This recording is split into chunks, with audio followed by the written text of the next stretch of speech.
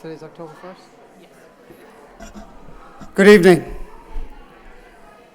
And welcome to this regularly scheduled meeting of the Lowell School Committee on October 1st.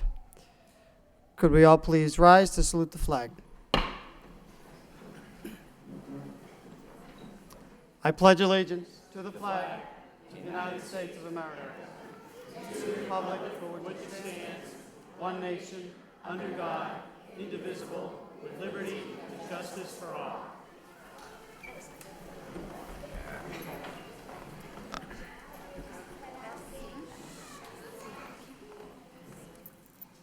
Will the clerk please call the roll? Mr. Leary? Here. Ms. Martin? Here. Ms. Ross-Sikowicz? Here. Ms. Scott? Here. Mr. Conway? Here. Mr. Gendron? Here. Mayor Elliott? Here. 7 present. 7 present. Well, let me welcome each and every one of you here tonight to the Lowell City Council Chamber, to the Lowell School Committee meeting. We're delighted to have you here this evening. You can see, some of you can see, we have a friend in the audience from the Lowell Spinners. We'd like to welcome. Let's give him a nice round of applause.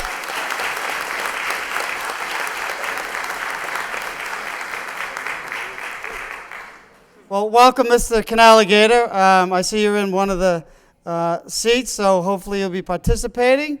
And we will like your brand of communicating because we know you don't talk, so maybe we'll take notice of it. But the first item we have before us tonight is this month's Spotlight in Excellence is for our K through 8 summer reading program. It's the 7th year. We thank you for taking time out of your schedule to come down. Parents, grandparents, friends, family, to acknowledge the effort that the students have put in over the summer. That is a good message. That's a positive message. We read over 17,404 books. That is unbelievable, isn't it, Canaligator? Right?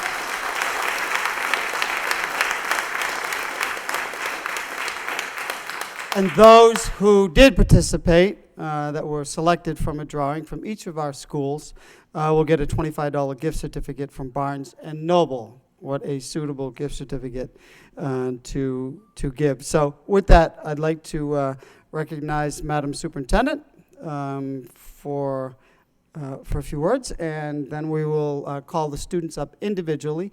We'll have you process through the center of the chamber, and then make your way back out. Plenty of time for pictures, and I'm sure maybe the members of the school committee will have a few words as well. So, Madam Superintendent. Yes, thank you, Mr. Mayor. We'd like to thank you, our parents, and of course our children, for our partnership in always helping our children to progress to the highest level. Tonight I'd like to also thank principals, assistant principals, literacy specialists, coordinator of reading, Melissa Newell is here, and the Canaligator is a special guest because with our collaboration with the Lowell Spinners, our children and the incentives of getting tickets through the Lowell Spinners organization read 2,000 more books than they had in the past. So we just wanted to thank you, and they afforded us the luxury of having Canaligator, which is alphabetically correct before Mr. Conway. Just wanted to bring that to everybody's attention.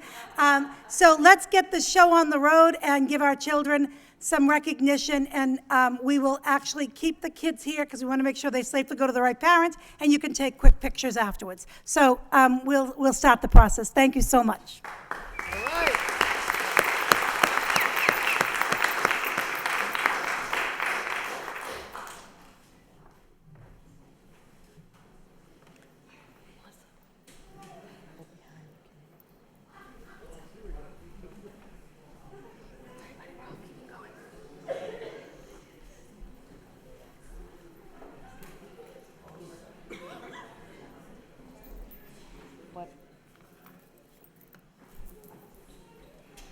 Okay, we will begin with the Bailey School this evening.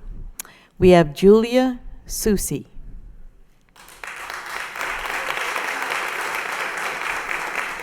Martin Bui. Anita Ananda.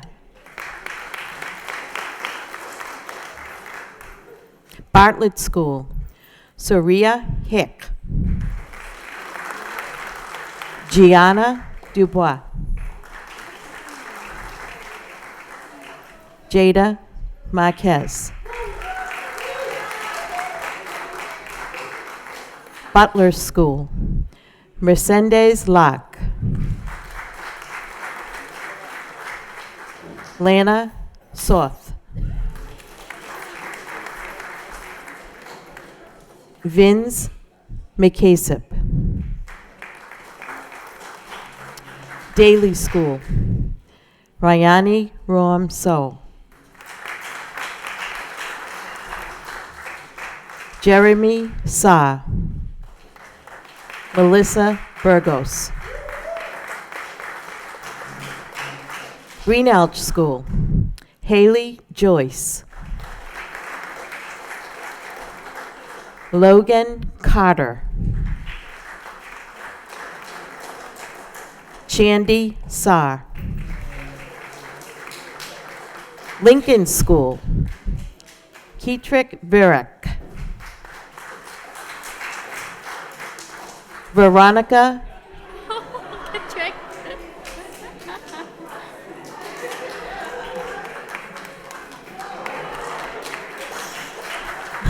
okay. Veronica Porsang. Richmond Porsang. McAuliffe School, Rebecca Beverva. Sean Scott. Angelina Galligani. McAvenue School, Andreas Coates. Isha Patel. Darren Una.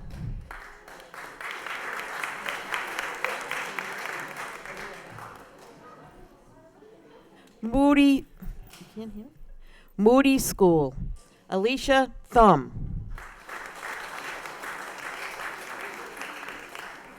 Jacob Landry. Jake Kadim.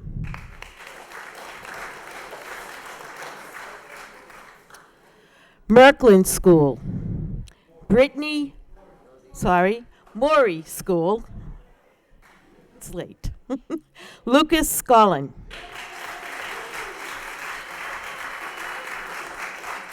Lisa Lamb. And Linda Lamb.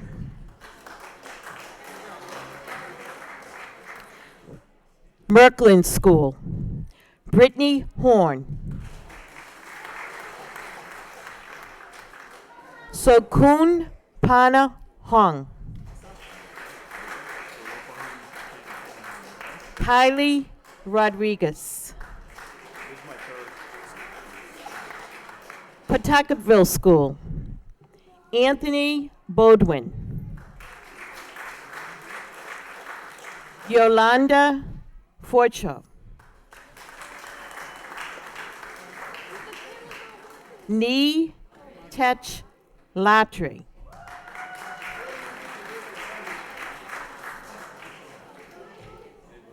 Pine Art School, Eva Secaroli.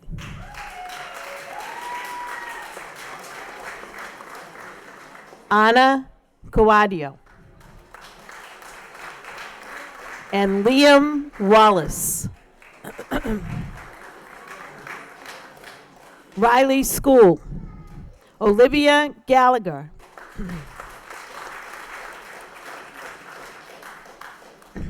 Ashley Vargas. And Frankie Melendez. Robinson School, Emily Rios. David Keff. Alicia Dupre.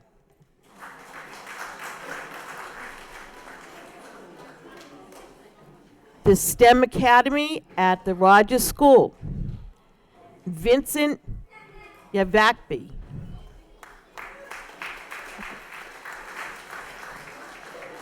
Kinavon Khan. William Nixon. The Shaughnessy School. Shilela Marks.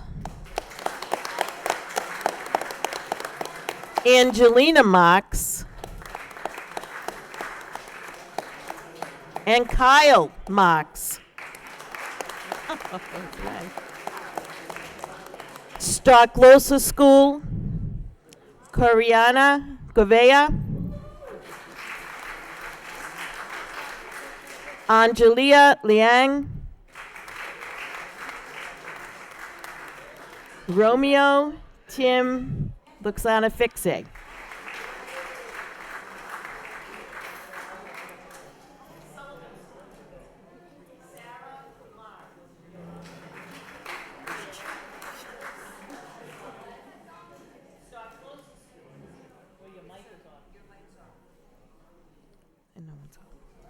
Okay. Sullivan School, I apologize. Sarin Larnd. George Camara. Ezequiel Lopez. Wang School. Moses Silveria. Isaiah Maldonado. Kimberly Mai.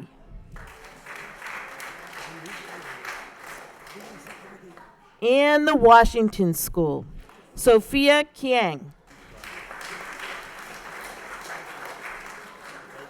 Eugenia Ortiz. And Caden Mann.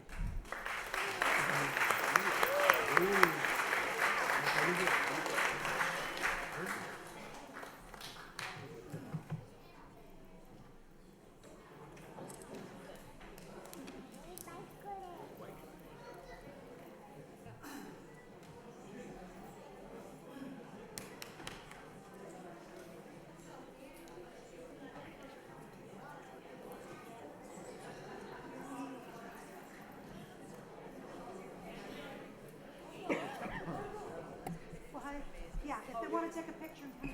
Okay, so we're going to take a little break from the meeting and have parents come up if you'd like and take a picture. If that's okay, we'll try to do it in somewhat. Yeah, yeah. Members of the school committee? Yeah. Okay, so why don't we do this? Why don't we have members of the school committee over here? And, yeah, everybody wants a Canaligator, so you don't mind staying Canaligator, right? Okay, great, good stuff. So, teachers, I want to follow your lead. And, I don't know, maybe they want to just come in and take pictures. Whatever you'd like.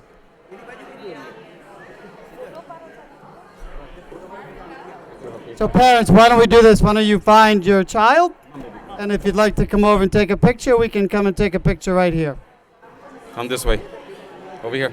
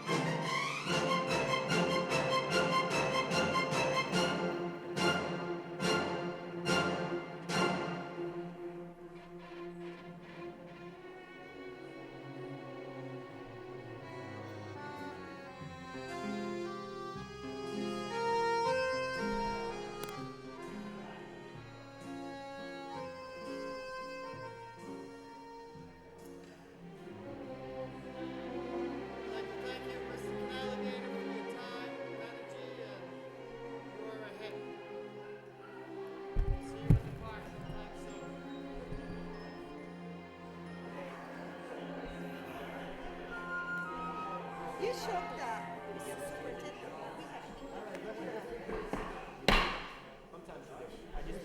you please call the meeting to order? Again, thank you, Madam Superintendent. Thank you to the principals, the teachers, parents, grandparents for participating in our summer reading program. It was a wonderful success. Moving on to the next item under special orders of business. Madam Superintendent, MCAS 2014 annual presentation. Yes, thank you, Mr. Mayor. As we go through the MCAS report, this is going to tell us where we have exceeded and done really well as where we have to do a good amount of work in our district. And so as we start off, just continuing with the same vision for the school district, our excellence in teaching and learning and how we need these to render results with all our children. And we make sure that our vision is that our children, we know our kids' strengths and where they need to improve, and we reflect and we give instructional progress every day.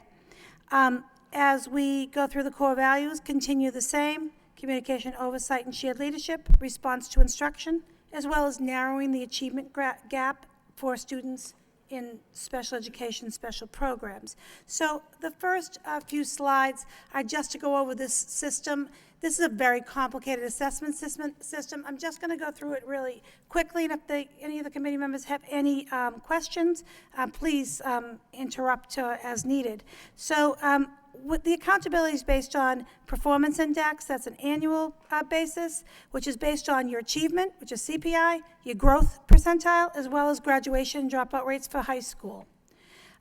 There's also a cumulative process. That is 4 years. So we are really being judged on 4 years from 2011 now to 2014. And the percentage on this particular slide talks about how much, in fact, these years, it of course weighs more each year. So 2014 is 40%, whereas each year indicates how much the percentage.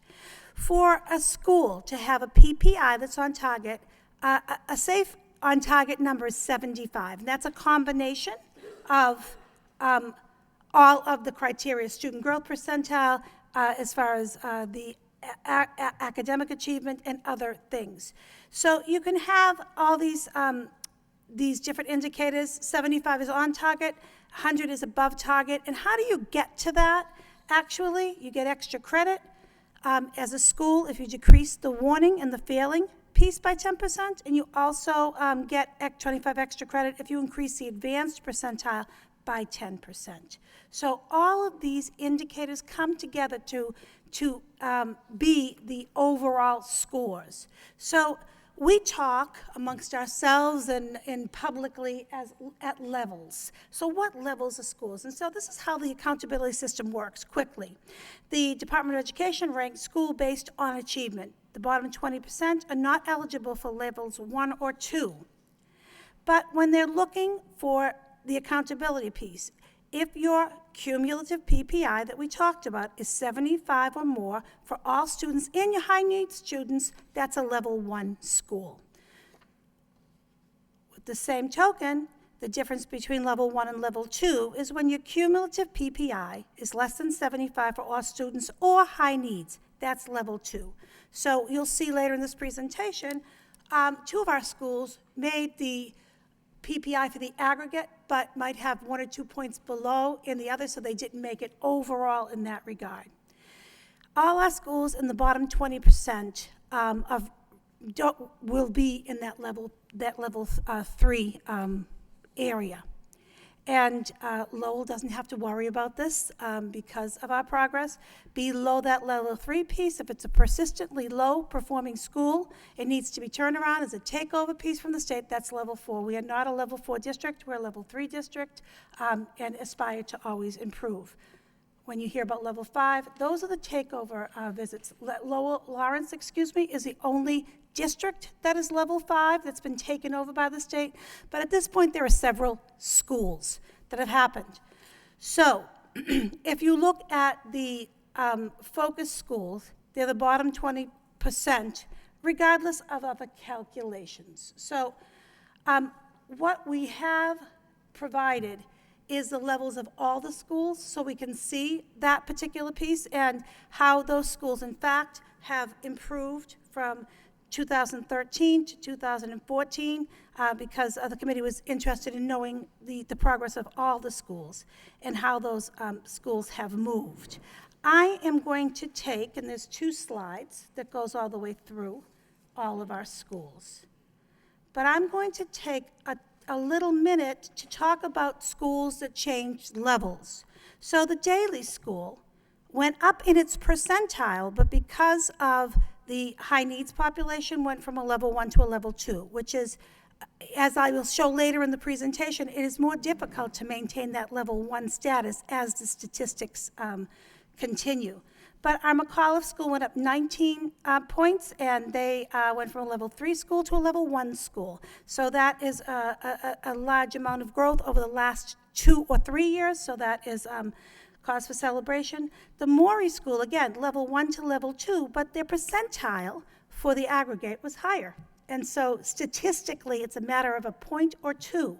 But there's overall aggregate progress, which is an interesting piece of this whole CPI and CPPI piece.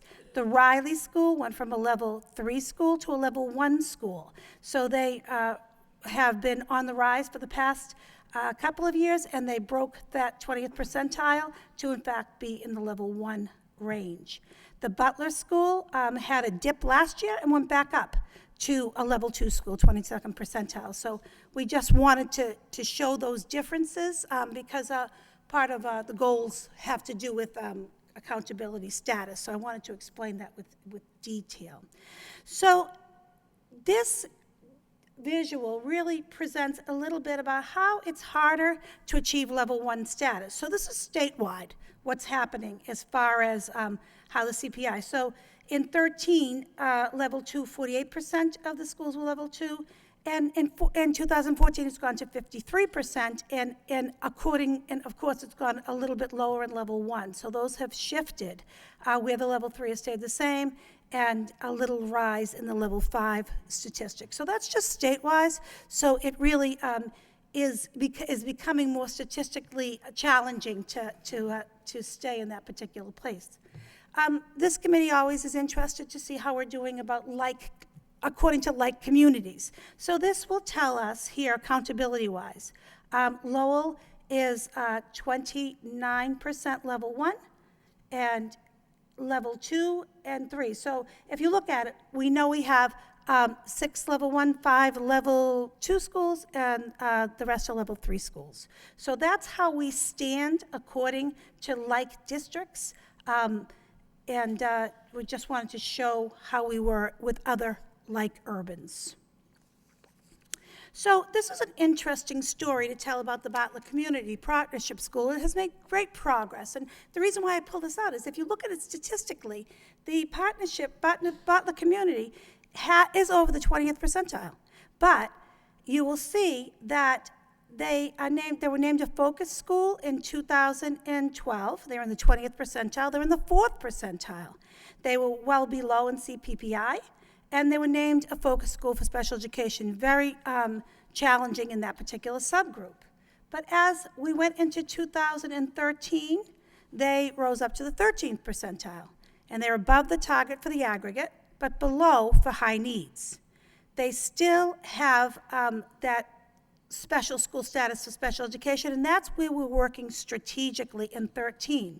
But in 14, we're not in the bottom 20th percentile. That's how these statistics become very complicated. That's why I'm presenting this case. Bartlett School's at the 27th percentile, and they're up 14 points in 1 year, and they're above for all students. They're also above for high needs, but they still have a specific focus on special needs. And so I will tell each one of our members that our Department of Curriculum and Research Testing Assessment, along with principals, wrote appeals to every case. At one point, the McAuliffe as well as the Riley were not leaving status, and we wrote appeals, and the appeals were granted for those 2 schools. But with that still special focus on special education, they maintained this particular Bartlett Community Partnership. But we really did want to show you about the progress. Another interesting piece is how we have 6 schools that gain more than 9 points.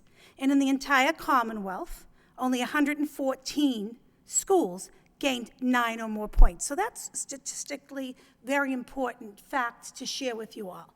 So I'm going to just go through those schools that have made those gains. And you already know, as we celebrated earlier, the McAuliffe School was up 19 points. And so that is a substantial gain. And these charts that are here are telling you how they come to those scores with all of the lovely acronyms. I started off with CPI and PPI and all of the statistical pieces. So McAuliffe was up 19 points. The Bartlett Community Partnership, as I just explained, has seen this kind of growth over the past 3 years. And for next year, we're shooting for level 1. From level 3, a particular focus and strategic work is continuing at that school to make the progress over time. Questions? Pawtuckaville Memorial continues from 27th percentile in 2013 to the 41st in 2014. They're up 14 points. It's a substantial gain after a gain of last year. So that is very, very good statistically. Same thing with the Bailey School. They're in the 32nd percentile in 2013, 42nd in 2014, up 10 points again after a successful gain last year. Washington, more than 9 points. Again, how that works out statistically is always different, but it works to the advantage when you take the points all together. And the Merklin, this is the 3rd consecutive year in a row that they have gained more than 9 points. 26th percentile 2013, 35th in 2014, but when we began as a level 4 school, they were, I think, in the 3rd percentile, if I'm not mistaken. So for a minute, we're going to get off the points and the accountability piece, and we're going to just look at student growth percentile. So that is based on child's progress from one year to the next. So we sought out in 2009 looking at grade 4. We were not making the progress that we wanted to look in grade 4, and there was a specific strategic focus in the district at instruction in grade 4, especially in the area of English language arts. If you look at grade 4, and this is comparing from 2009 to 2014 in the next slides, we are at the 29th percentile in grade 4 literacy, between the high and very high statistics. If you look at mathematics, we're in the 39th percentile in grade 4 in mathematics in 2009. When we look at that strategically in 2014, we have gone up in grade 4 to the 41st percentile in high and very high. So that is statistically significant in 29 to the 41st. And the work of the curriculum department was calibrating, revisiting the standards that needed to be worked on, and that was a growth piece that we were very happy with in the English language arts piece. So if we look at mathematics basically stayed the same, but you know, when you show math, you always show ELA together. So 39th percentile, they maintained capacity, and the other grades are shown. If you look at this next slide, this will show you the improvement for baseline from 2010 to 2014. So this is by grade level, how in fact we have improved or not in the district over that particular time. So it's higher baseline for grade 5 when we go into that grade this particular year. And so this will show you over time comparing those scores over the 4-year period. Madam Superintendent? Yes. I'm sorry, can I just ask a quick question? You said where we improved or not. Looks like in every grade level we've improved since 2010 on MCAS scores there. All right? Right. Thank you. In the area of ELA, we did not see as much growth, especially in grade 5. It's smaller. It's actually minimal. as well as grade 6. So we know that we're looking at those particular grades as we compare those those scores, those Lowell scores compared to the state average.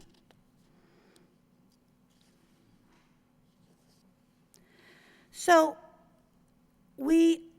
I want to talk about focus schools, focus improvement schools. And so this year, the curriculum office, as well as the school improvement office, which has been working collectively together with schools for now more than 4 years, we're looking at where we need to make a targeted approach.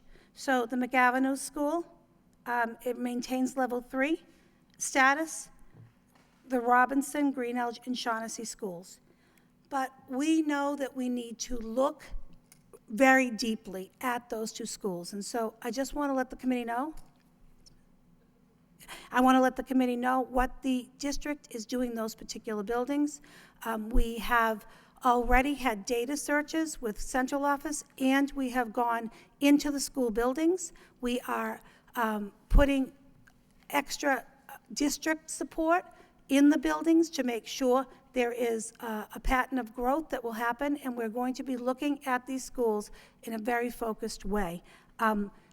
This morning, I was at the Robinson School. We've had 2 meetings collectively with the principals, with the principal there, and we're beginning our work, continue our work at the McAvenue, because they worked with CTAC, our school improvement vendor, who had helped us in the past, last year. So these schools, we have a very close watch on their progress. And these are the schools that we are spending a lot of our time on, although we look at all our schools collectively in their data, but these schools are the ones that are on very close watch. So I welcome any questions you may have, and Ms. Ross-Sigowitz? Thank you, Mayor. In a previous slide, the Moody School had been indicated where there was a drop from 20 to, oh, geez, where is it? 13. Yes. That's a fairly significant drop. Yep. Why isn't the Moody School at a level 3 with that significant a drop on that watch list? they are on the watch list. We are working with the Moody School, but we right now are starting off really looking strategically at those 2 schools with a big surge of support. The Moody School does work with the Office of School Improvement and Accountability, and our coordinators have been there. But if you're looking at the schools that we would be most concerned with making progress, we're making that first quarter, and we've been other places. I'm not saying we're just at those schools, but making a school improvement type of a plan in all the schools, because they're doing it through goals, but specifically at those lowest percentile schools, just because statistically they could be the ones to fall in a lower accountability level, which would cause great peril for the district. Okay, so just one further comment. I mean, the Moody School is one school that has consistently dropped in terms of progress, and I'm particularly concerned because it doesn't seem that, despite the interventions that have been put in place, that there's been any seeming improvement. So just putting that out there, and just very surprised that it's not on this list. So This, and I guess Mr. Leary? feed off of what, that's a school with a lot of the newcomers too, though, correct? Yes. So that's also part of the equation why we're looking at. Within the last 3 years, It's a little different than yes. Yeah. some of the other locations, right? Yeah, we added a newcomer program 3 years ago. Yeah, and it So, just grows, it that's accelerates. a statistical difference in that particular school. But with that doesn't mean that we're not focused on it, but that is a change in the population that was a great change at one time. We added 50 children that were newcomers to a school that did not have them before that. Ms. Martin? Thank you very much, Mr. Mayor. I think to reference this point too, and it's a conversation that had happened prior to this with my colleague, Ms. Scott, I think one of the things that, and I appreciate this presentation, but I think one of the things we'd like to do as a next step is to do the school-by-school comparisons, to give us an opportunity to break them down that way. Because I share my colleagues' concern around the Moody. I recognize that there are some specialty populations, absolutely, but those are certainly mirrored in other schools in our district. And we may really be able to tease out some interesting information working with you and your staff if we can kind of do the side-by-side comparisons to elementary schools and across the district. So I think that that's something moving forward that we're hoping to do. I think we're talking about for our November curriculum subcommittee. Thanks. All set? Mr. Gendron? Thank you, Mr. Mayor. Could you possibly go back to the slide that showed the comparison between peer communities? It had Lawrence and Brockton and so forth on there.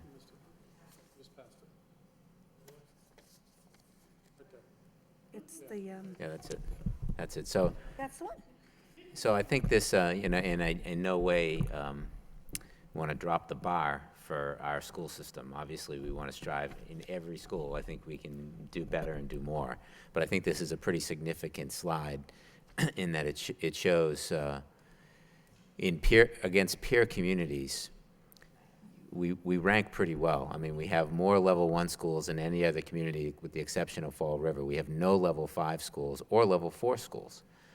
No other community can say that, especially with 29% level 1 schools. So I think this is a good message. So we can take this and be proud of this as a community, that when you compare Lowell to peer communities across the state, and it's really unfair to compare us to, the small communities in Massachusetts that have very small newcomer populations and very small special needs populations. But when you compare Lowell to peer communities across the state, we rank very high, if not the highest. So I think we can be proud of that. Again, in no way do I want to diminish the need to strive for excellence at all of our schools. Thank you. Thank you, Mr. Gendron. For the discussion, Ms. Martin, could you take the chair, please?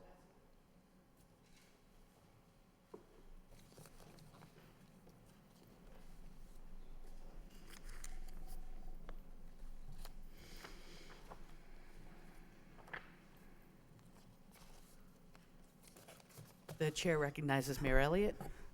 Thank you, Madam Vice Chair.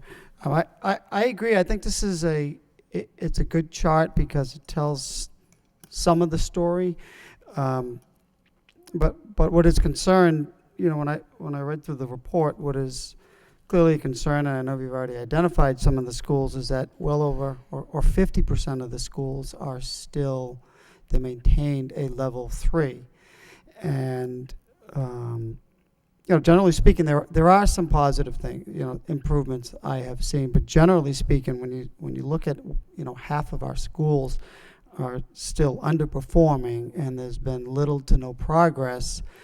Some significant measures, some significant actions have to be taken, so we're not sort of stuck in this rut, if you will. And even some of those schools, we saw a decrease in the CPPI.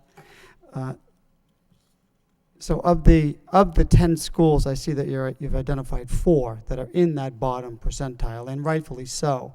What factors have you identified, either from last year carrying through this year, that will contribute to this either stagnation or reduction in the education level at those schools? Is something standing out? Because whatever's happening in those schools, pardon me, there's got to be some, excuse me, there's got to be some trends. There's got to be those factors or variables have to be present in the other schools. And conversely, what it's a long question, so I'll stop there. But I'm just thinking, conversely, in those schools that you have seen growth, that you do see, maintenance of a certain academic level, what are the factors that contribute? And so. To the schools on the move and Right. compared to the schools that aren't on the move. Right. Well, as superintendent of schools, we work on the critical pieces that make schools grow. And so we know what those are. that's a great culture, that you build a community that cares and believes in each other, that is really strategic look at data. Principals in all of our schools, but specifically in schools that have been on the move, know their data with automaticity, and that's something that I work on, and that's part of the process of supervision evaluation, that we're looking at goals, we're seeing progress. They triangulate data. That means they use data in 3 different ways to make sure that it's getting right to the core.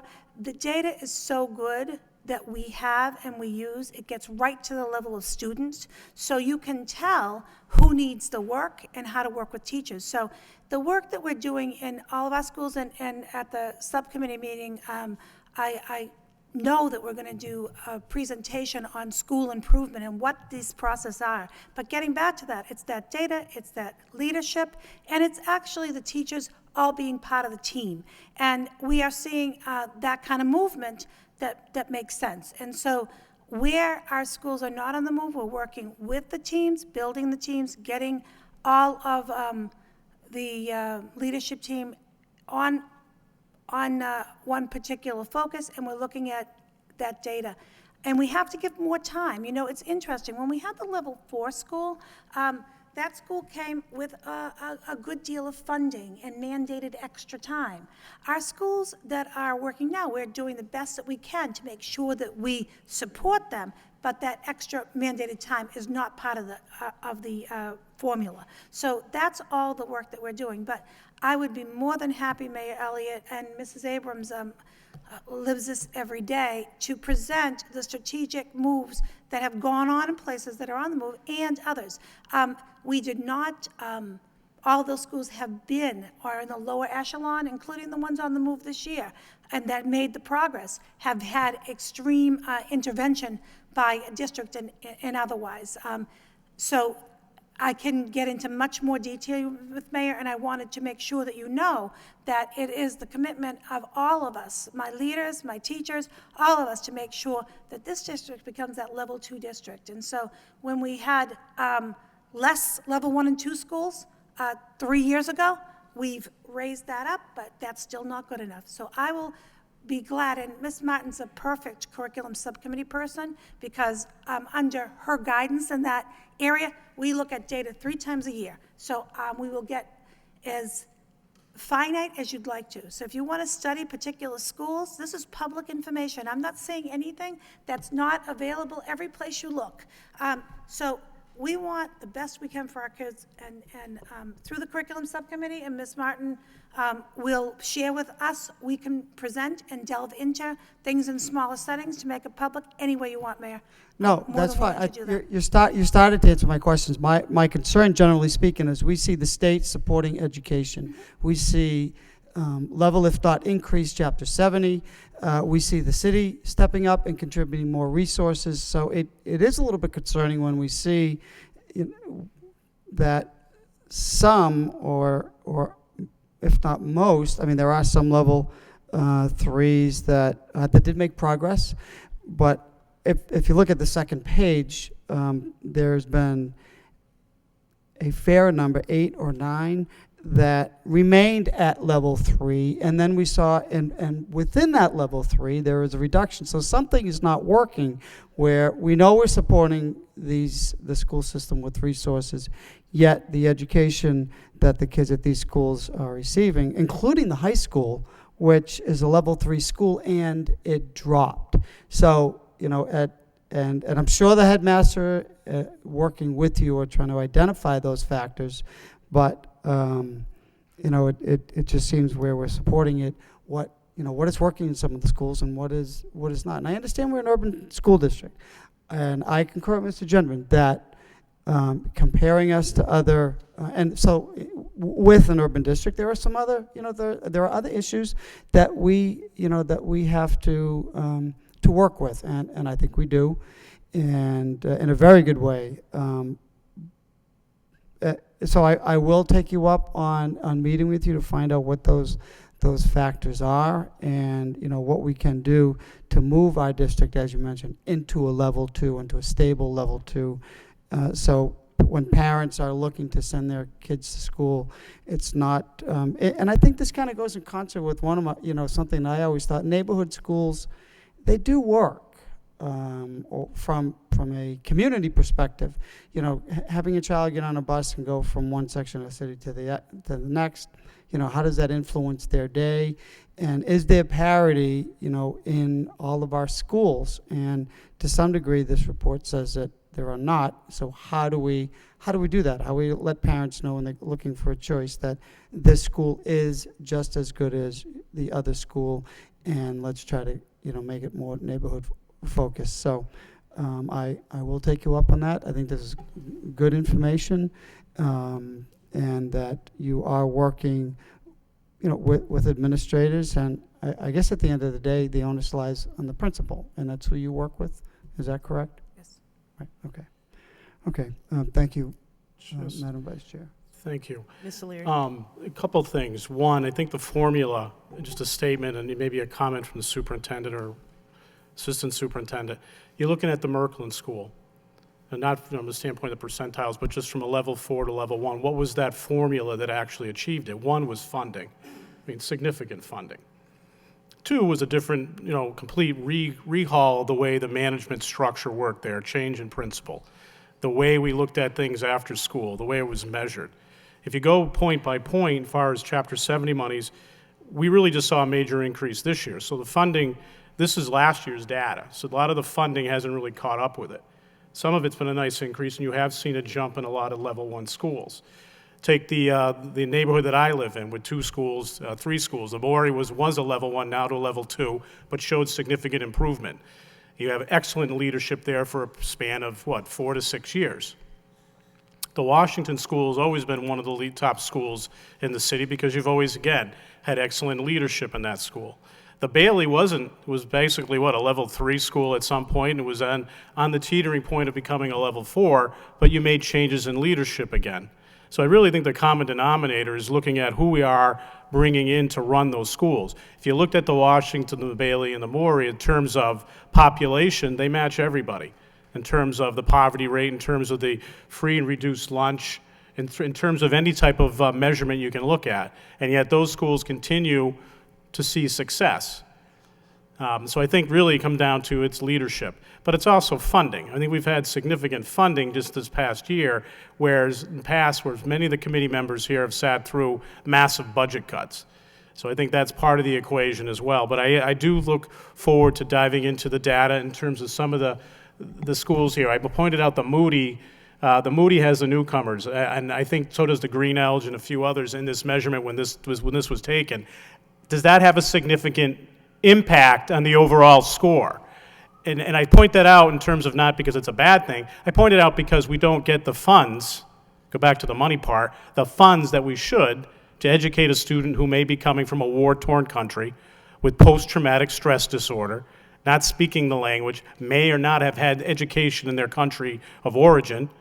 That's also a factor in terms of measuring it. They're part of that score, if I'm correct in reading that.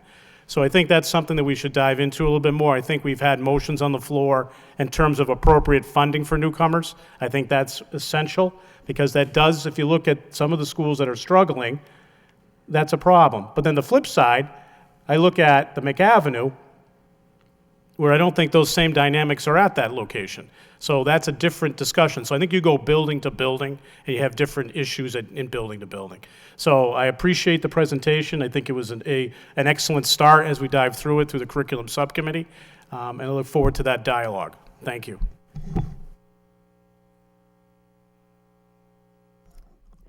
Okay, so no other questions or comments? That was a presentation from the superintendent, so we will thank her for the presentation and move on to the next item on the agenda.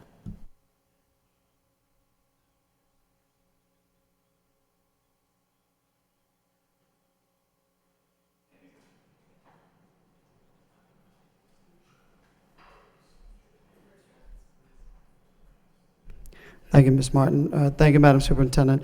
Moving on to the next item on the special order of business, we have item number 5 is introduction of Kimberly Clements, Bailey School Principal. Madam Superintendent?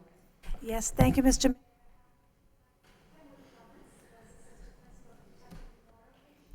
Kim Clemens was the assistant principal, Pawtucket Memorial, and a Lowell teacher. And she has gone to the Bailey School, and because Mr. McCreeven's here, we'll say it, which was left in a very good place. And it's very exciting seeing the transition of Kim stepping up from assistant principal to principal, and you bring much knowledge with you, and we're thrilled to have you. So I introduce you all to Kimberly Clemens, principal of the Bailey School. Thank you very much for inviting me here tonight. I'm incredibly grateful and excited for the opportunity to become the new principal at the Bailey School. At the Bailey, students and staff understand the importance of learning and work extremely hard every day to ensure their success. The Bailey has created a community of learners, and I will work hard to continue that tradition of success. Thank you again for having me. Thank you, Ms. Clements, and welcome. Moving on to the next item, we have the minutes. We have the approval of the minutes of the regularly scheduled school committee meeting of Wednesday, September 17th. Motion to approve by Mr. Conway, seconded by Ms. Scott. All those in favor signify by saying aye. And the opposed, that motion carries. Moving on to permission to enter. Permission to enter October 1st, 2014. Madam Superintendent? Yes, thank you, Mr. Mayor. To Middlesex Community College, no amount to provide dental hygiene education program to the students of the Lowell Public Schools. It's no funding, but it has to be a contract that you need to see. So to the Improbable Players, $10,000 to provide 9 school-based substance abuse prevention performances to all 7th and 8th grade students. Project will be, it's provided funding by Greater Lever Health Alliance grant to Middlesex Community College in the amount of $7,500 to continue to provide an AmeriCorps Vista volunteer who will work with science teachers at both the Bartlett Community Partnership and the Robinson Schools, funding provided by the school department budget professional development account. Discussion on permission to enter. Move to approve by Ms. Rosikowicz, second by Mr. Gendron. Roll call. Mr. Leary? Yes. Ms. Martin? Yes. Ms. Rosikowicz? Yes. Ms. Scott? Yes. Mr. Conway? Yes. Mr. Gendron? Yes. Mayor Elliott? Yes. 7 yeas, approved. Next section of the agenda, we have memorials. We have a memorial in memory of Virginia Payton, mother of Jacqueline Payton, principal of the Sullivan School. Could we all please rise for a moment of silence in darkened chambers? Oh, is there?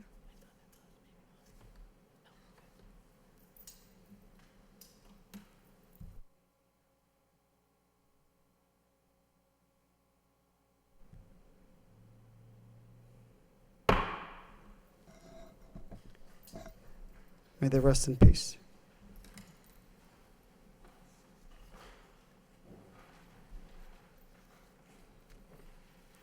Next section of the agenda, we have motions. First motion of the evening by Mr. Conway. Request the superintendent and his staff develop an ongoing comprehensive program that will address the need to increase the awareness of domestic violence. Seconded by Ms. Martin. Mr. Conway? Yeah, thank you, Mr. Mayor. I think it's been well noted that in the last few weeks, it certainly has come to the forefront once again, of problems that we have with domestic violence. And I know that the staff and the schools certainly have worked, and the teachers have worked on this numerous times, but you know, it kind of parallels in some ways when we talk about school safety. School safety, for example, was something that we are always striving to improve and come up with new ideas to make our schools safer. And I think the same thing here when we talk about domestic violence. We need to take a look at what we're doing and how we're teaching our young children in connection with domestic violence and being able to identify it and hopefully to be able to prevent it, and where to go and what to do if the problem does arise. So I think it's important that we continuously come up with different and unique ideas, and that's what I'm asking the superintendent and her staff if we could discuss that. And somehow I think, again, I know that We do discuss it in the classroom, obviously, but I think that there should be a heightened awareness and be able to weave that into the curriculum. I think it would be extremely important that we do that. Thank you, Mr. Mayor. Thank you, Mr. Conway. Further discussion? All those in favor of the motion signify by saying aye. Aye. And the opposed, motion carries. Next motion of the evening by Ms. Ross Sigowitz, request superintendent work with the City of Lowell Health Department to distribute material to the Lowell Public School families for the purpose of education and awareness around enterovirus, EV68. Seconded by Ms. Scott. Ms. Ross Sigowitz? Thank you very much. It speaks for itself, but I know we have done similar outreach efforts in years past when it came to, a bout of flu and also norovirus that was spreading like wildfire. So if we can get in front of those efforts and really educate our families, that would be most beneficial for all of us. Thank you. Thank you, Ms. Ross Sigowitz. Further discussion on the motion? All those in favor signify by saying aye. And the opposed, motion passes. Next motion of the evening by Mr. Leary. Request the superintendent provide an update regarding the discussion with the Greater Lowell Technical High School and the number of Lowell Public School students on their wait list. In addition, provide recommendations to the Lowell School Committee regarding methods and financial costs that would provide vocational technical education to our students on the wait list. Seconded by Mr. Jenner. Mr. Leary? Thank you, Mayor. The key of bringing this up, this is the second time I brought the motion. The original motion actually resulted in the Career Academy, which is another issue that we need to be talking about as well. Right now, we have on the wait list about 100 students that can't get into the Greater Lowell Technical School, and that's something that is a tragedy. As you're looking at issues with, you're talking about why Lowell School is a level 3 school, we got a lot of kids in Lowell High School that can't get into the technical school to get the trades or the vocation that they're seeking. I think we need to really step up that initiative that we attempted a couple of years ago. I think we did meet with them when they had a transition between one superintendent into a temporary one. I think now that they're stable in terms of their management, we need to reach out again and at least open that dialogue. Whether we have Lowell High School becomes, has an academy of comprehensive education, or we do a night education, or whatever type of program that can result from it. If you need a technical education, just because you weren't the best student in middle school and didn't get enough points to get into that school, you shouldn't have to suffer because of that. And as I think as a school committee, we should be working hard to make sure that every student gets their needs met. I think that's really one of the biggest schools that we have. So I really like to look at that again. Thank you. Thank you, Mr. Leary. Further discussion? Mr. Jenner? Thank you, Mr. Mayor. If you take a look at the, I think it was the SBA did an assessment of Lowell High School several years back and evaluated all the facility of Lowell High School and rated it against their standards for what they expected in a high school in Lowell. All of the vocational standards were well below what the state mandate was, and the rationale was, well, we have a technical high school in Lowell, so Lowell High School doesn't need to invest in those types of that type of facility, materials. However, if our students can't get into the technical school, we have a problem. So I endorse Mr. Leary's motion and see if we can't get some movement on that. Thank you. Mr. Conway? Thank you, Mr. Mayor. I think it certainly is something that we should take a look at, because as Mr. Leary said, every student obviously deserves to have the best education, the education that is, should we say, well-suited for him or her. The only thing I'd be a little concerned with, obviously, is we're having a difficult time meeting the needs of our own particular programs that we have in existence right now. We certainly have over the years, and it was just brought up tonight, that some of these programs have been slashed, perhaps even eliminated. So I think needless to say, the financial part will be a major problem. But I think it certainly is well worth sitting down and having the discussion and find out if there is some possibility that some of these students can be helped out. Thank you. Thank you, Mr. Conway. Further discussion on that motion? Ms. Martin?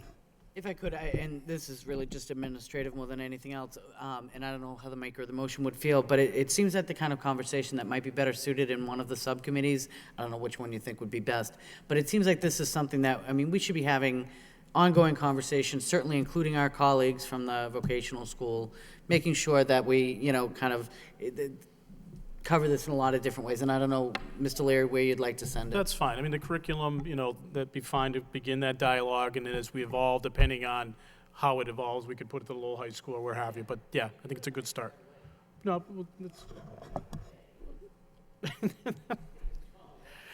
either one's fine. I just want to get it moving and working on it. So, Thank Ms. you. Martin, did you want to make that in the form of a motion that A this, friendly amendment to move this report to the, we can say curriculum instruction.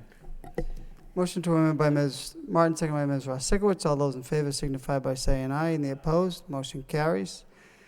Motion as amended to approve by Ms. Scott, seconded by Ms. Martin.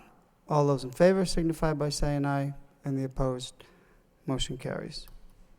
Next motion of the evening by Mr. Conway, request the superintendent provide a report with recommendations regarding the disposal of our outdated textbooks and associated material. Seconded by Mr. Gendron. Mr. Conway? Thank you, Mr. Mayor. This is something that we have talked about in the past, but I think it's worthwhile to bring it up again because I know that I've had a couple inquiries that, you know, that there were a number of different outdated textbooks and material. And for someone that, like myself, been in education so many years, you just hate to throw something out. And after a while, you find that there are numerous books that date back into the 1980s and the 1990s, books that chances are we're never going to use again. So I think that if we could revisit that and take a look, and you know, perhaps at one of your leadership meetings, Madam Superintendent, you could ask the principals. You could ask the principals if there's some way that we could expedite some of that material. Whether we, and I think, you know, Madam Superintendent and myself talked about it a while back last week, I believe it was, that, you know, we could have one of those giveaway type of Saturdays where some of the kids could pick up books if they wanted to. There are companies out there that are willing to take these books and to give us X amount of dollars. I know it probably won't be much, but some type of money. And again, it leaves room in those buildings, because some of those buildings, as you well know, you walk through them, you people should know better than we do, because you're in them all the time, that in many areas they're cluttered. And I think that needs to be addressed. And you know, I know that it's my understanding that it becomes a little more complicated if you take these books and you and if we wanted to donate them to some particular charity or order or something.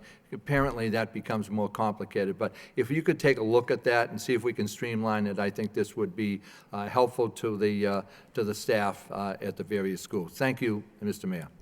Thank you, Mr. Conway. Further discussion on this motion? All those in favor signify by saying aye. Is there a motion? Yeah, we already got a motion. All those in favor signify by saying aye. And the opposed? That motion carries. Next section of the agenda, we have subcommittees. We have a report from the Lowell High Subcommittee, report and approval of the minutes of the meeting of Monday, September 15th, 2014, by Mr. Chairman, Mr. Conway. Thank you, Mr. Mayor. We had a subcommittee meeting at Lowell High School, as you said, on September 15th. Present, myself, Mr. Gendron, and Ms. Kristen Rosikowicz. And also from the central office, Regine Franco, Claire Abrams, and we had Brian Martin, the headmaster, and Lynn Bluen, Lowell High School College and Career Center. There were 4 items on the agenda for that night, and again, they go into a tremendous amount of detail, and I'll just try to hit on some of the high points on these. The first one was the class rank and the GPA. This is something we've talked about before. Mr. Gendron has brought this up in a motion, and the motion read, request the superintendent direct the Lowell High School headmaster to review the policy on reporting GPA and class rank on report cards, and to make a recommendation to the school committee. And the headmaster, after extensive review, basically said that he said to reinstate the policy of reporting the GPA on the report cards, and also in respect to the class rank, it is the recommendation of the high school and the staff that at the beginning of the school year, students will be provided an overall percentage range of their ranking, again calculated by just like the GPA, the close of each semester. We had a motion by Mr. Jenner and second by myself to recommend to the committee as a whole to accept that reported progress. The second were the requirements for the athletics report. And again, this came from Kristen Ross Sikowicz and Kim Scott, and request the superintendent develop a report outlining the feasibility of allowing seasonal sporting activities to be counted toward the physical education requirement for Lowell High School students.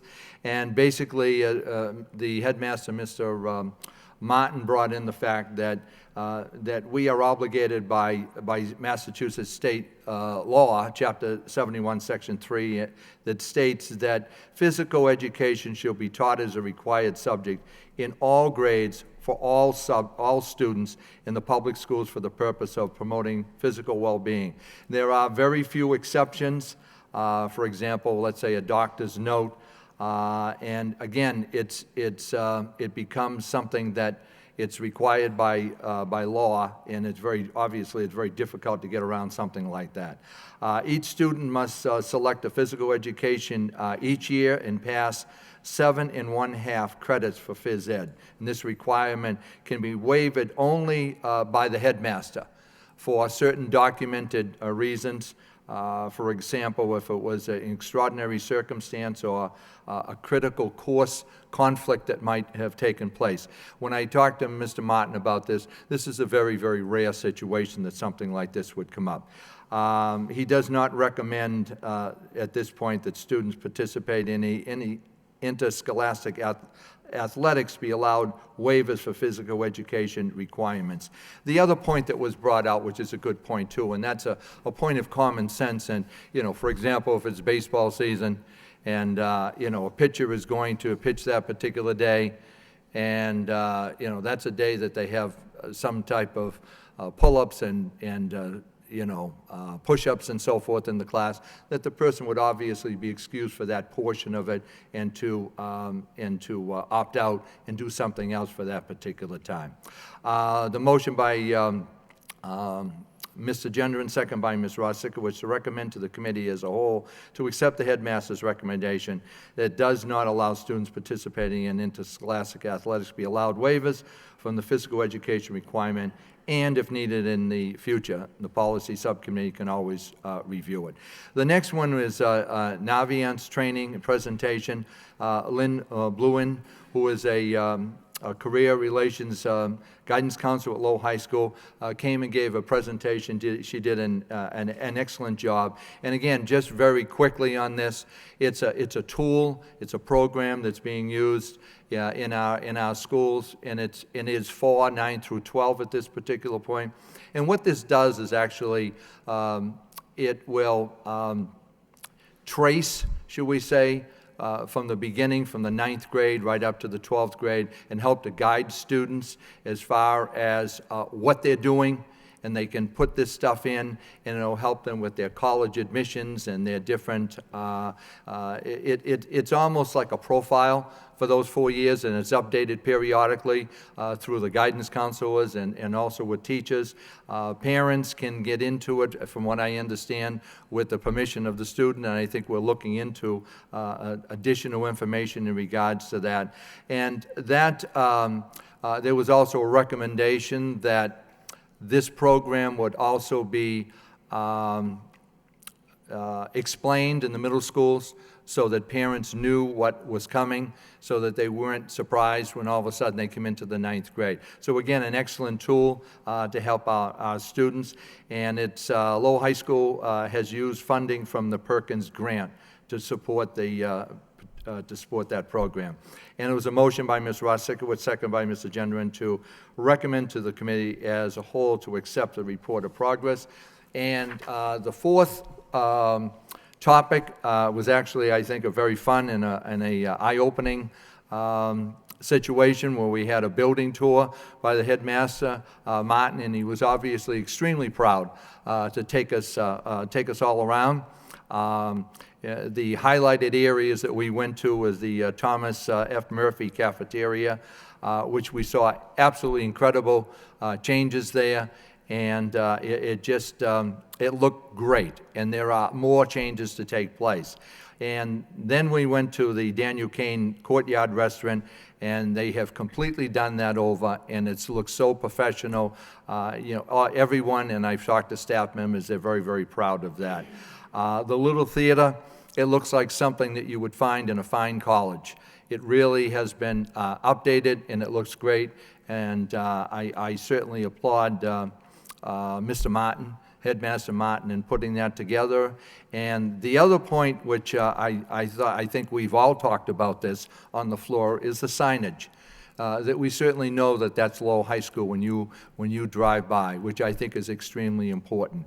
And actually, the colors are correct too, so that's an added bonus. So again, Mr. Martin was extremely happy and proud to bring us around, and we certainly saw the positive things that have been going on.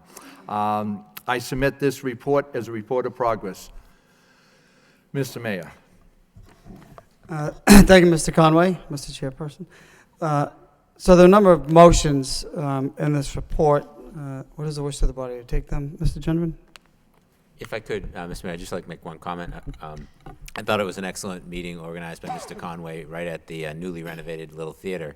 I wanted to emphasize one point brought up about the physical education classes and the inability to substitute varsity sports for physical ed. This is something that I've heard from several parents about, several students about, and my own son about at times where, if you are participating in a sport, why should you have to take physical education? Mr. Martin explained that it really was not something that we could work around except in some really special cases. However, he did emphasize the fact that he would work with his physical education staff to make sure common sense was used in the case where there was some type of activity after school. So if you have a track meet, or if you have, a field hockey game, or whatever it might be, and the activity is to run the mile that day, you're not excused from class, but maybe you do the times instead, rather than do the physical activity. In the past, in some cases, that type of common sense has not been used, and I think Mr. Martin emphasized the fact that he would work with the phys ed staff to make sure that common sense got used in situations like that in the future. Thank you, Mr. Mayor. Thank you, Mr. Gendron. Further discussion on the report from the subcommittee, Lowell High School Subcommittee? So 3 of the items are just updated report of progress. One of them is just a reinstatement. I'm sorry, Ms. Scott. Just one question. I just want to make sure that I'm reading it correctly. Through you, Mr. Mayor, to Madam Superintendent. It is not allowable under the law to waive physical education for varsity athletics. There aren't other towns and cities doing that in Massachusetts, to your knowledge? Madam Superintendent? To my knowledge, physical education being a required curriculum is something that you're supposed to, every child's supposed to have physical education as part of their curricula.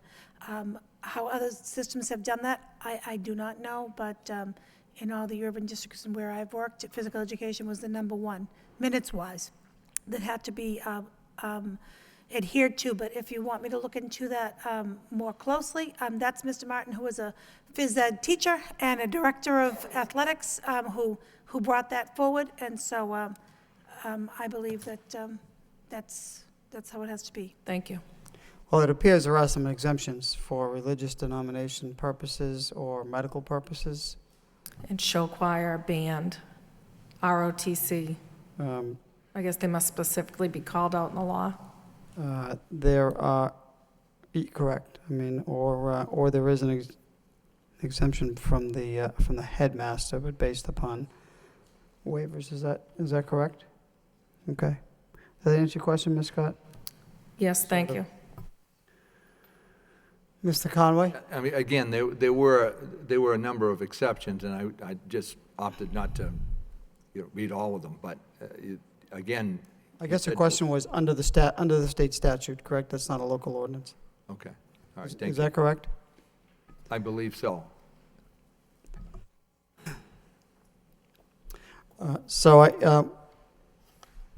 We are just reinstating the policy, the GPA. So that is a policy change. So I do believe that we need a committee vote on that.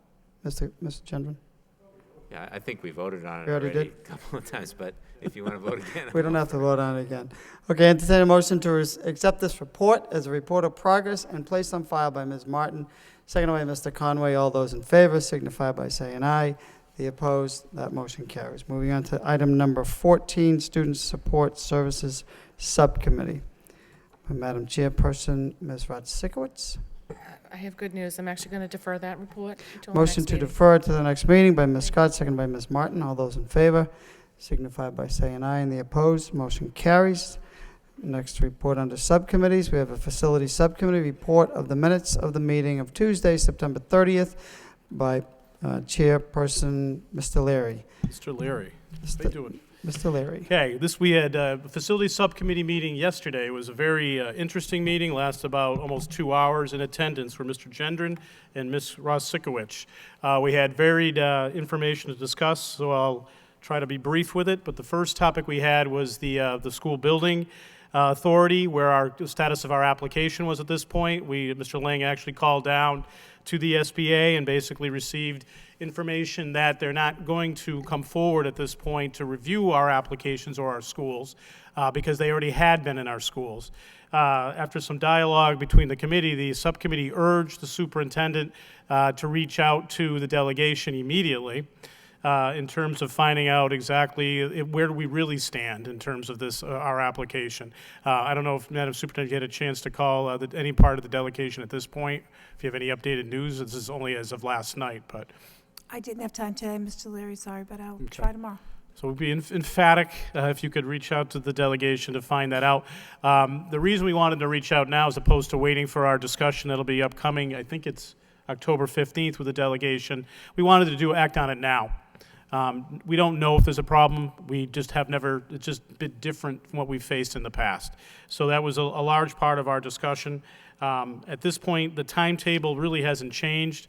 If they do accept us, we'll be looking at January, late January, early February, in terms of beginning that process over. So I won't get into that again tonight, but we hope to hear from, I guess, some communication before the end of the week from the superintendent, at least reaching out to the delegation with our request. In addition, we want to we touch base on the rest of the part of the plan that Omar presented with our 10-year capital plan. What we want to do at this point is really sit down and set up a joint city council, school committee meeting, and facilities meeting to go over what our 10-year plan is and to start having a discussion in terms of how that'll affect really going forward. What it will be doing is really reaching out to the city manager's office. I think the minutes say that I'll be reaching out to the chairperson, but the protocol, I believe, is reaching out to the city manager's office and actually beginning that dialogue. I think the council actually has to take a formal vote for a subcommittee to take place. So we'll be doing that this week to make sure it's done following that protocol. So that'll be a meeting hopefully we can set up in October or November with the City Council and just going over the 10-year capital plan, any other facility issues that we might want to address at that point in time. The next thing is a very important thing. It was a motion made by our former colleague regarding the building naming of Frederick Abbasi. Mr. Gignac made this motion and voted by the entire school committee. I think there's another part of it in our agenda tonight. I think the dedication is actually scheduled for November 8th, Saturday, at the Green School on 408 Merrimack Street. And the dedication well honored and well deserved. The next item we discussed was the status of our current capital projects as well as our heating system. And it was a long dialogue, but the important emphasis I'll touch base with now is that we have approximately $1.9 million, around $2 million worth of projects that have been approved and allocated to replace our EMS systems, as several schools will require. That project actually was the only vote that we took in terms of actually allocating money. Because of the significant dollar value, Mr. Lang, as well as the administration, made a second presentation regarding taking a $38,545 from the suspense account to really have a full-time project manager in terms of managing that program to ensure that it's successful. And this, reviewing it with Watermark and some other consultants that we've dealt with in the past, from a cost standpoint, the $38,000 is significantly less than we would if we were to go out and actually get a private, a project manager. We're talking probably twice, maybe 3 times as much to have that. So this is kind of the way the administration explained it. Basically, we have an individual already on site who works a couple hours a day to manage the heating systems throughout the school system. This person has the skill sets, they have the confidence of the administration. It's kind of an opportunity for us to reach out to this individual to begin this project. Ms. Rosikiewicz had a good question in terms of, is this going to be a new full-time position on our payroll? The response really coming from the administration is, as far as these projects go, we would need someone in this role as long as there's a project.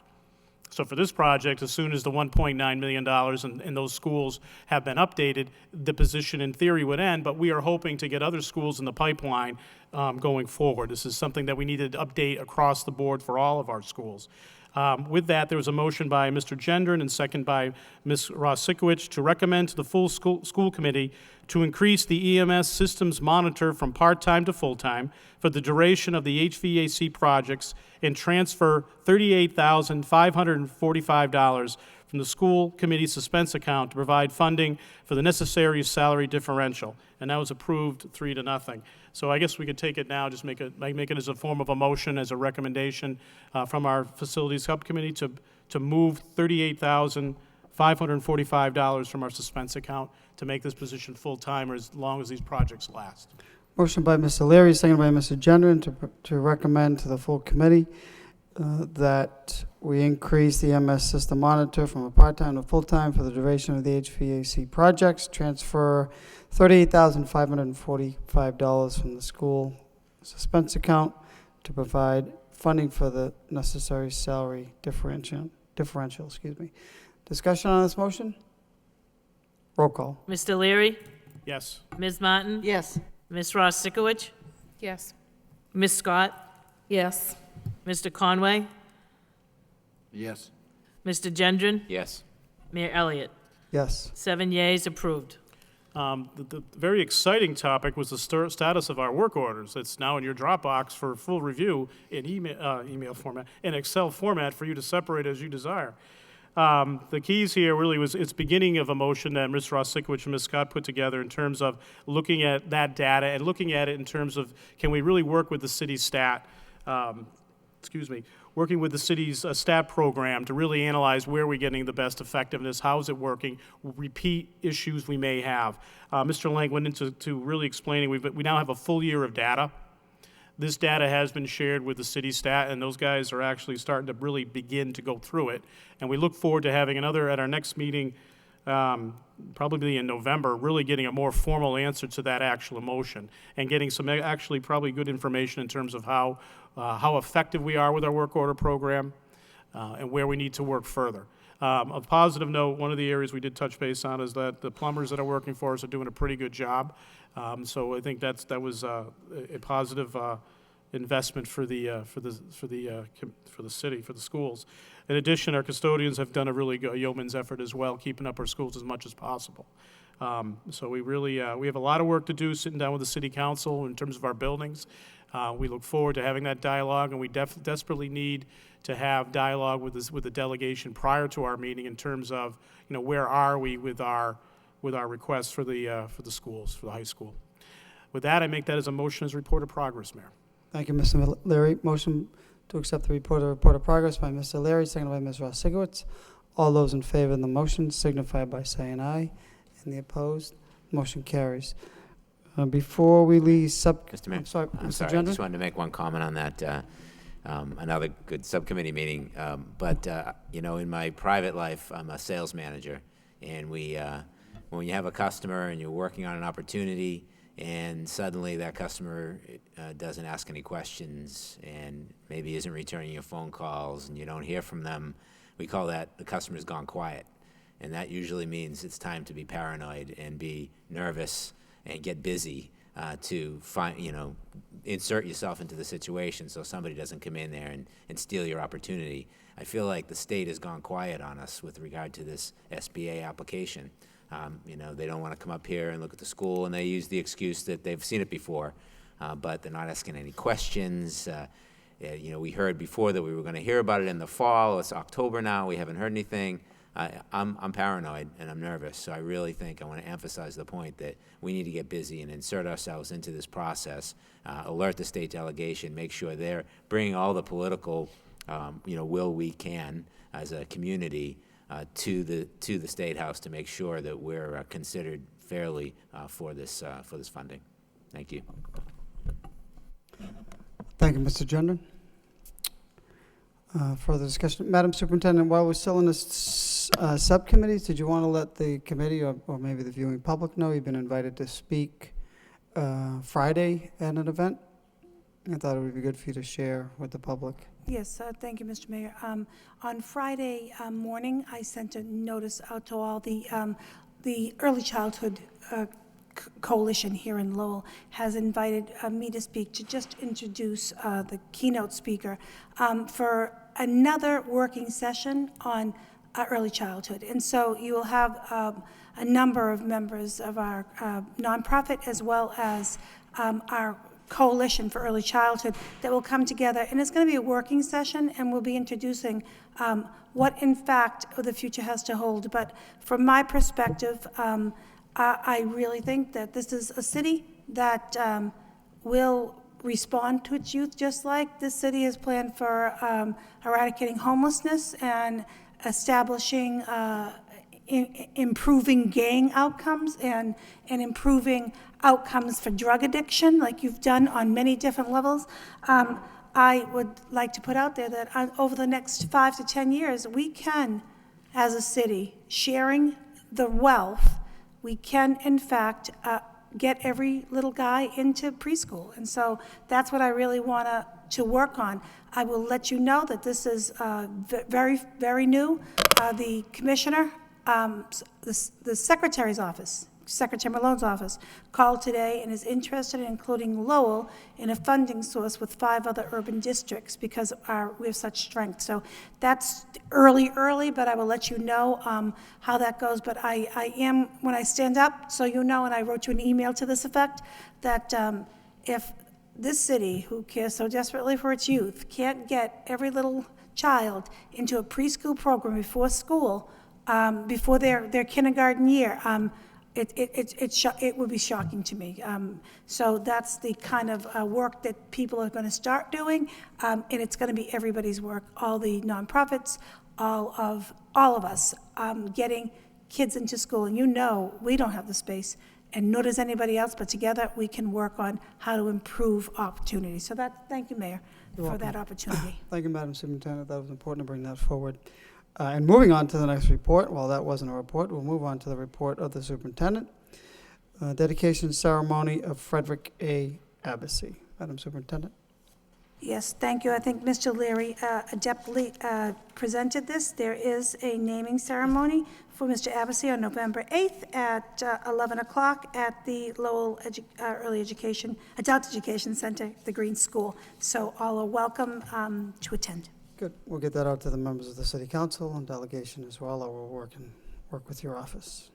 Next item is free and we'll just entertain accept the motion to accept this as a report of progress and place on file by Ms. Martin, seconded by Ms. Ross-Sigowitz. All those in favor signify by saying aye, and the opposed. Motion carries. The next report of the superintendent is a free and reduced lunch percentages. Madam Superintendent. Yes, thank you, Mr. Mayor. This is a report from Deputy Superintendent Lang.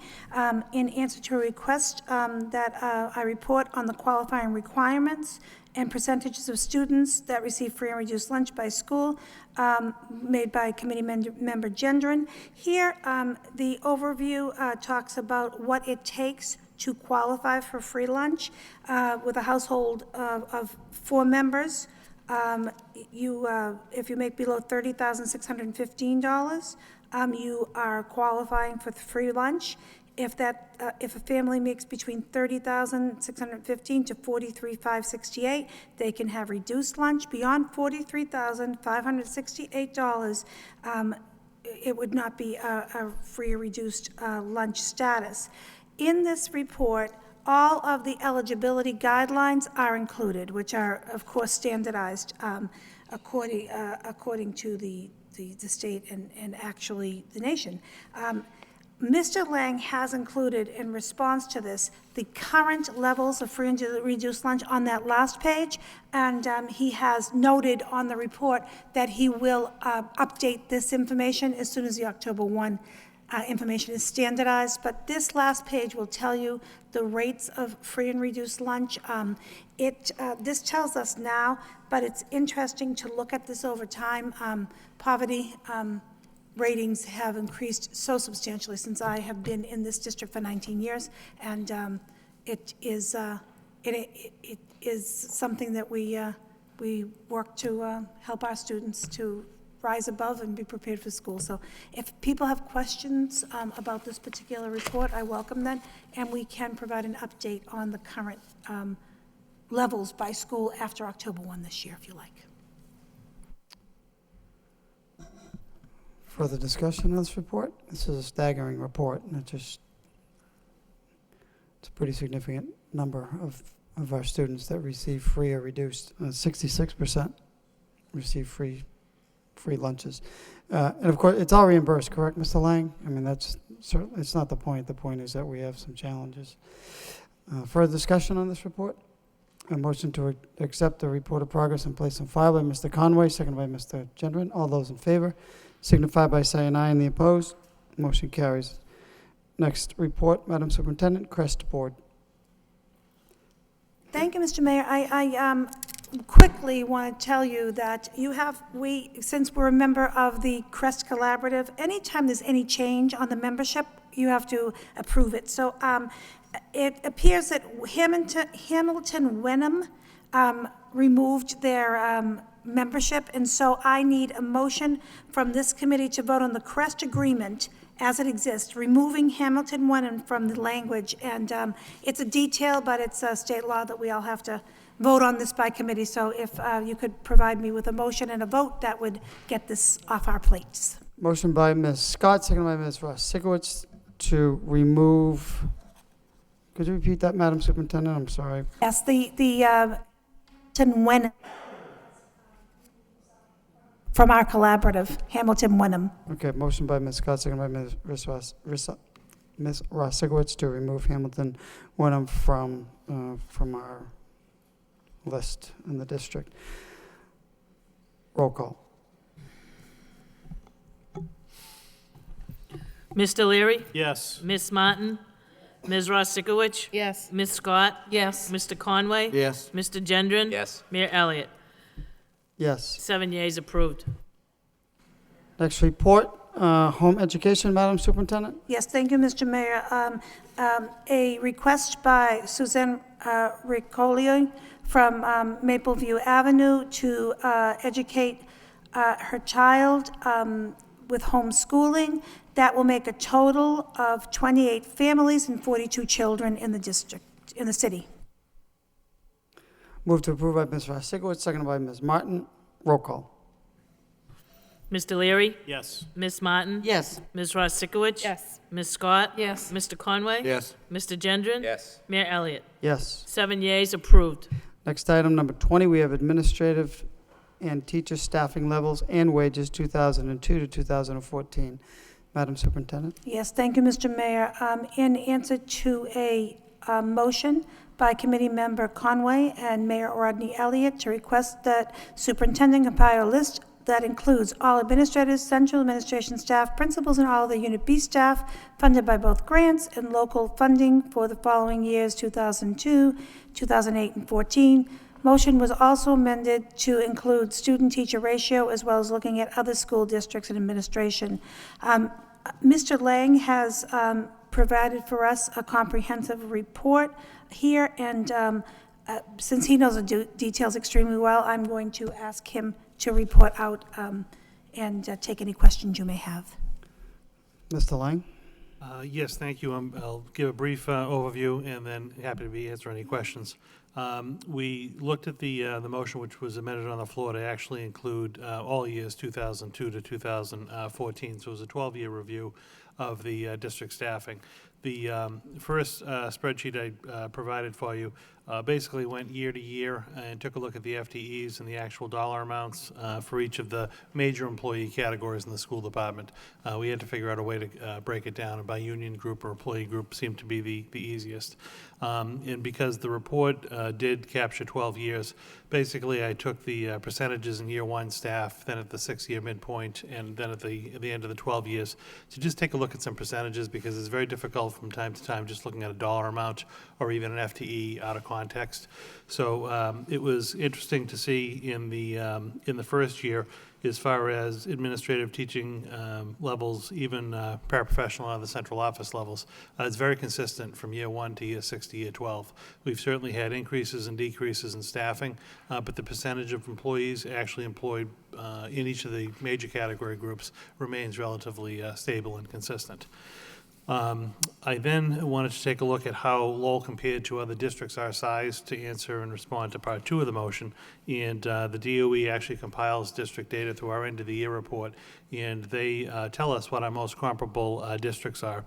So I picked our 7 most comparable districts, being Quincy, Lynn, Brockton, Chelsea, Chicopee, Malden, and Worcester, and looked at a bunch of different data points to see how we matched up.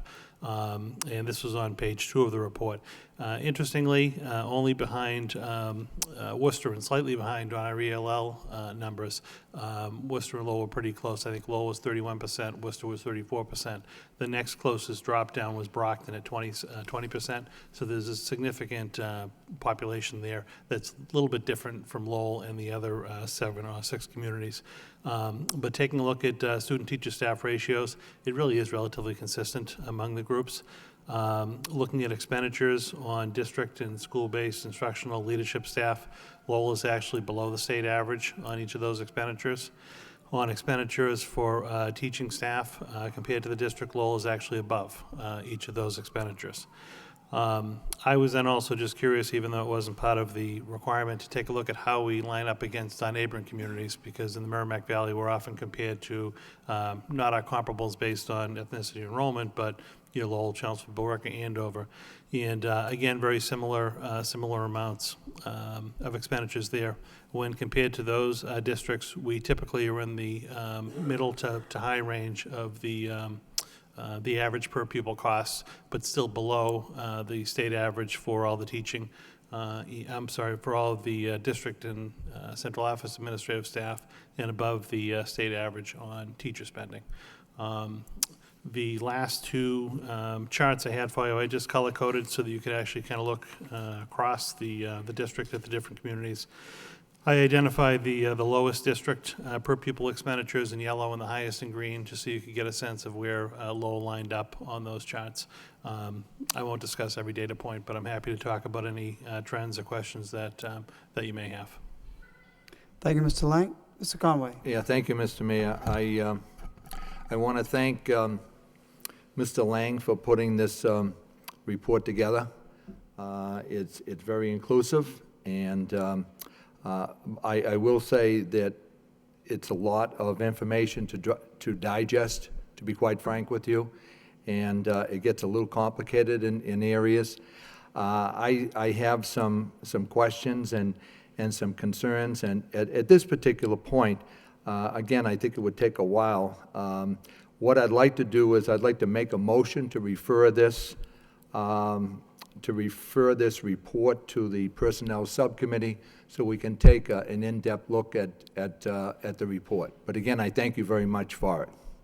Motion by Mr. Conway to refer this to the Personnel Subcommittee, second by Ms. Sikowitz. Discussion on that motion? Mr. Gendron. Thank you, Mr. Mayor. Mr. Lang, I wonder, you have per pupil expenditures. I wonder if you have access to or can easily generate something just about straight salaries, comparing, the average salary for administrators, teachers, and so forth, with those same communities. Is that data that is easily accessible for you? Still line? Yeah, yes and no. What I've found is the state does report the data, but for that particular data element, you really need to go into the individual district and see what they include within the figures. I know in Lowell, what often happens when you take a look at our, say, just average teacher salary, we include wages and benefits in that number. Other communities separate it out, and they report wages separate from the benefits. So it does take some digging. What I could do is possibly just go back in like the closest year, maybe 2013, 2014, look at those 7 districts and just tell you where we stand on that. It'd be very difficult to do it over a 12-year period. Yeah. But I could give you, say, a current look at just what an average teacher is and break it out in those 7 communities. That wouldn't be too difficult to do, but it'd be hard to do a long term. Yeah, no, I wouldn't need to see the long-term view of that, but I would be interested in seeing the current view. The per pupil is useful for, certain from that perspective, but I'd also like to see just the straight salary and how that compares with neighboring communities as well as peer communities. Okay. Thank you. We could do that. Thank you, Mr. Gendron. Further discussion? All those in favor of the motion signify by saying aye. And the opposed? Motion carries. Next report of the evening, Madam Superintendent, Bridge Program Annual Report. Yes, you all received the published report for the Bridge Program, the annual report we received from the Bridge Program, comprehensive report of progress from that particular organization run by Middlesex Community College and servicing our children. If you have any questions, please let me know, but I'll have a copy of that report in front of you.